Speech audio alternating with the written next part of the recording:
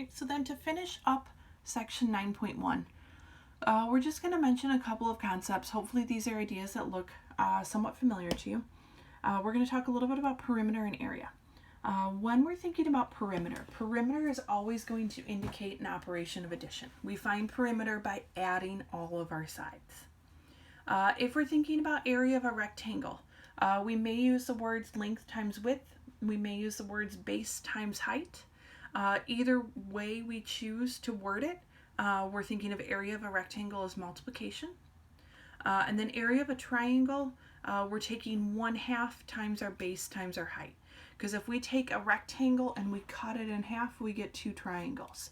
So that's where that 1/2 comes from. And so you may run into some perimeter and area problems as you're going through your homework. For perimeter, we're thinking addition. For area, we're thinking multiplication. So in this final example for section 9.1, we are told the perimeter of this rectangle is 60 feet. Find the length of each side. Right? So looking at this, we have our side lengths labeled using variables. So our length and our going across here, both the top and the bottom, are labeled as 3x. Right? And then our width or our height, however we want to think about it, are each labeled as 2x. Right? So to find perimeter, we're going to add all of our sides. So we're going to add all 4 of these sides together. Right? So I'm going to add 3x for the top, plus 2x for the right side, plus 3x for the bottom, plus 2x for the left side, and then we're going to set that equal to 60, because 60 is the total of our perimeter that's given in this problem. Right, now looking at what we see on the left here, right, all of these are like terms. So we're going to combine these like terms. We're going to add up all of these numbers for our coefficients. So 3 plus 2 gives us 5, plus 3 gives us 8, plus 2 more gives us 10.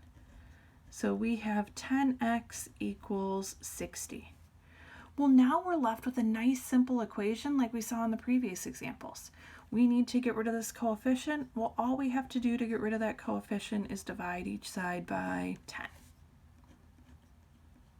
Right? 60 divided by 10 gives us an answer of x equals 6.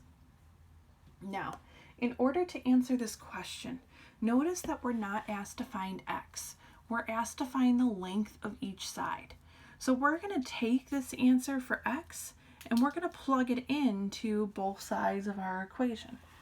So this 2x, well, 2x is going to be 2 times 6. Well, 2 times 6 is going to give us, right, this side, right, are either our width or our height, however we're thinking about it, of 12 feet. This 3x, right, again, we're going to place our answer of 6 in there. 3 times 6 gives us 18 feet. Right, so we're asked to find the length of each side. So we're going to say that our length or our base, however we want to phrase it, is 18 feet.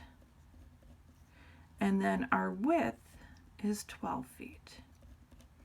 Right, and if we think about this, looking at this picture, this side is 12 feet, that side is also 12 feet. This side is 18, the top is also 18.